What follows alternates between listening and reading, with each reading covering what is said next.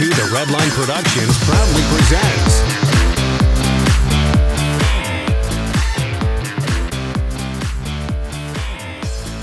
Hey YouTube!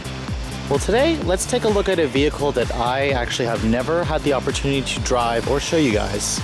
So this is going to be a candid first time look for myself as well as you guys, for some of you anyways. This is a 2005 Land Rover Range Rover. Yes, I know, this is the freaking, expensive British luxury SUV that a lot of, what I want to say, celebrities tend to choose.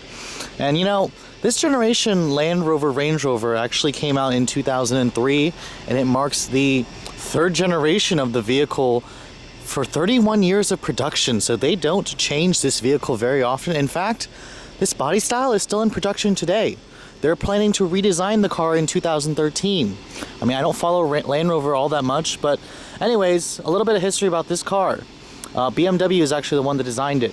BMW bought the Rover Group in the 90s. They sold it off to Ford in 2000. But Ford actually reaped the benefits of this car because BMW was pretty much done designing it and building it when this car was released in 03. It's got a BMW 4.4 liter V8. I think actually they did a really good job with this car because it's still very, rugged. It still looks like a Range Rover or a Land Rover. I love this one has like an aftermarket, or it could be factory, grill guard in the front, HID headlights, got headlight windshield wipers, just kind of silly and not unnecessary. Huge 19-inch wheels, which are very dirty, and just a very tough British box on wheels SUV kind of rugged look to it that actually my dad would love this car very much. And surprisingly, for how big it is, it drives really well. I'm surprised. I mean, I've never driven a Range Rover before, and the BMW V8 moves this truck out pretty well.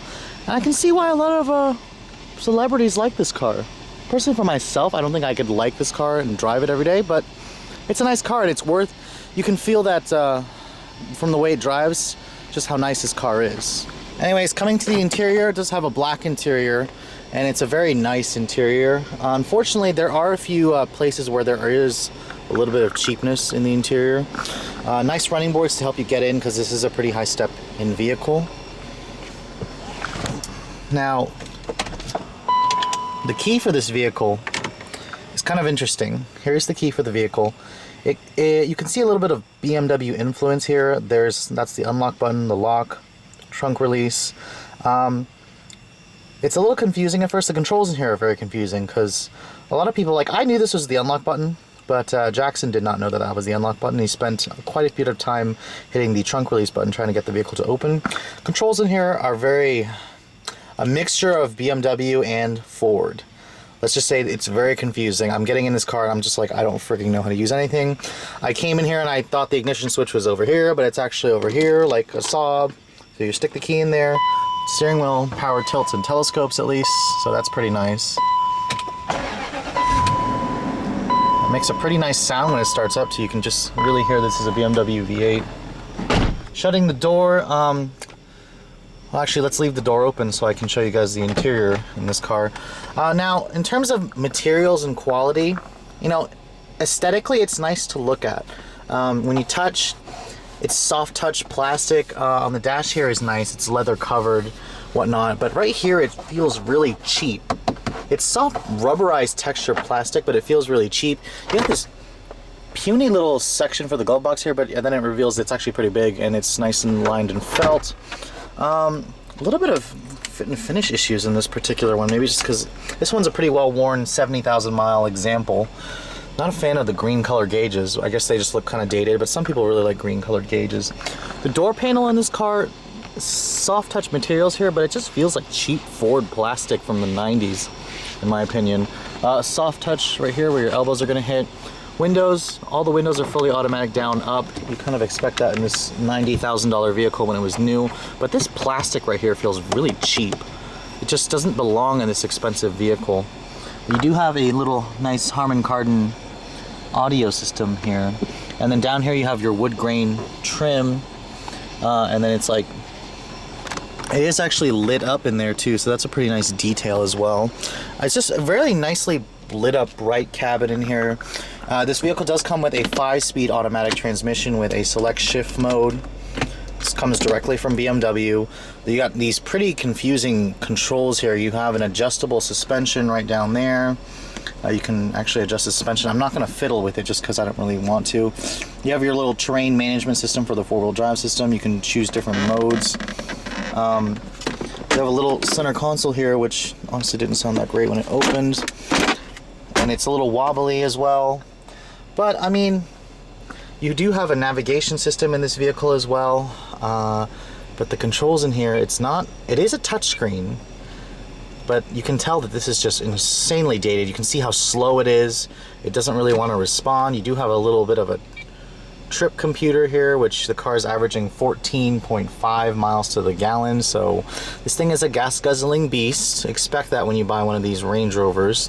Coming to the back seat of this vehicle, still has a very high step-in. The one thing you will notice is the roof is very tall, so you do have a lot of headroom.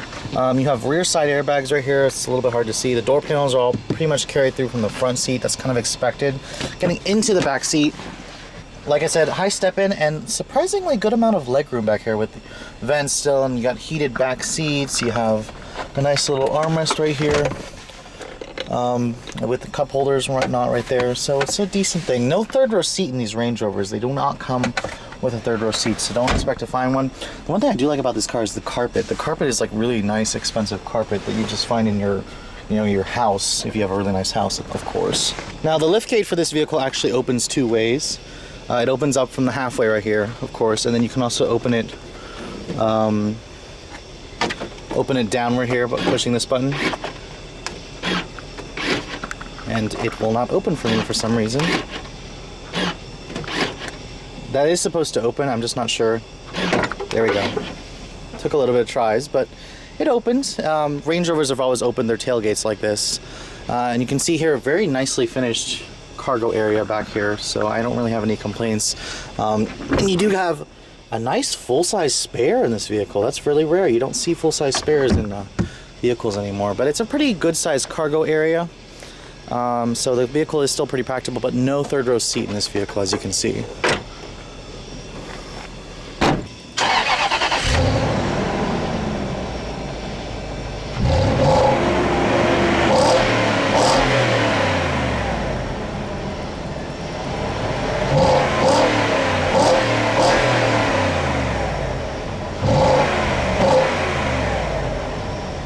And here is the monster under the hood.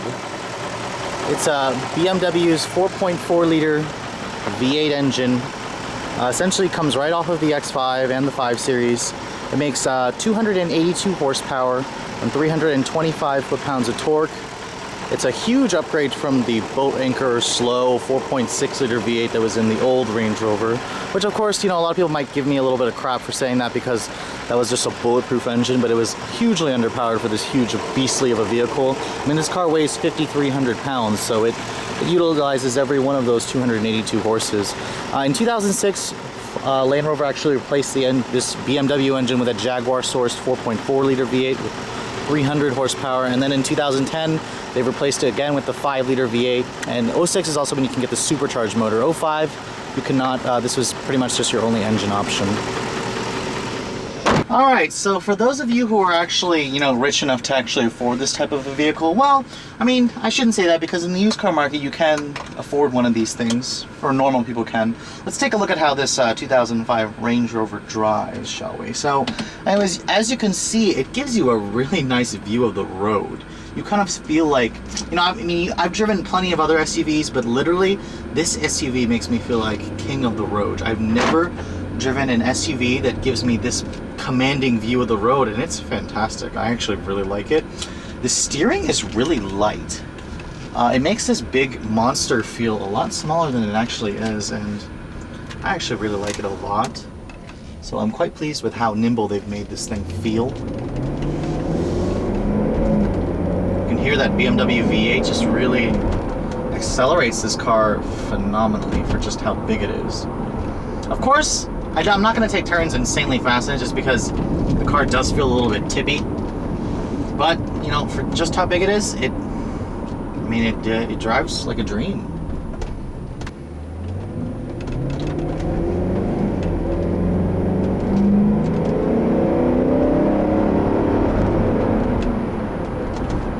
mean, acceleration-wise, this car feels like it has way more than 282 horsepower.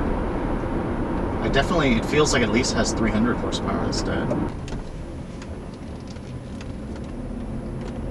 Makes pretty good U-turns as well.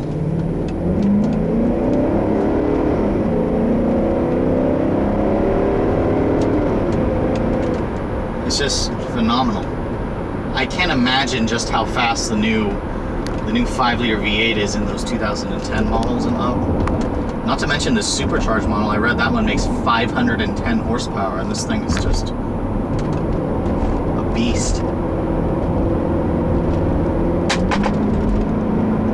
I'm not sure what that click noise is. It sounded like the center console just popped open when I floored the accelerator there. But the car does have a little manual mode and a sport mode. It's a BMW transmission, so you can pop it into a manual mode right here. It just responds typical BMW.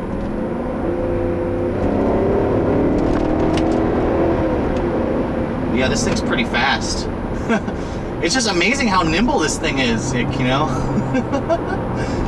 I could have some fun driving this thing, but I don't think I'd ever own one of these huge Range Rovers. They're just too flashy, too big, and too much for somebody like me. I'd be perfectly content with, you know, like I always told myself if I was gonna have kids and I had a family and I needed a 7-row, you know, big SUV, luxury SUV, it would be an Acura MDX. That would be my choice right there. But of course, some people just don't think that car has enough name cachet or brand name cachet or whatnot to suffice, but I'm perfectly fine with it. It's just really good power off the line. It's fantastic. Very impressive. But anyways, if you guys are, you know, in the market for one of these Range Rovers, I don't know how I'd feel about buying one that's used, but it's really up to you. This one's in pretty good shape, and it's pretty nice. I mean, it's a nice SUV. You'll definitely like the way it drives. I have no doubts in my mind you'll like how it drives. But anyways, guys, thanks so much for watching my quick overview of this 2005 Range Rover. Thanks for watching. Have a great day.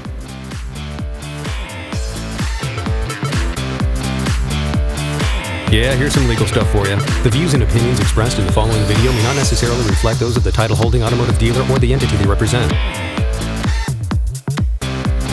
All videos are filmed with permission by a professional driver on a set course with the collaboration and assistance of local law enforcement authorities. Do not attempt. Logos and brandings of vehicle manufacturers, dealerships, and online social media sites are the sole property of their respective representation used with permission. The To The Redline logo, soundtrack, and web resources, as well as all other associated media, are copyrighted intellectual property of To The Redline LLC. All rights reserved.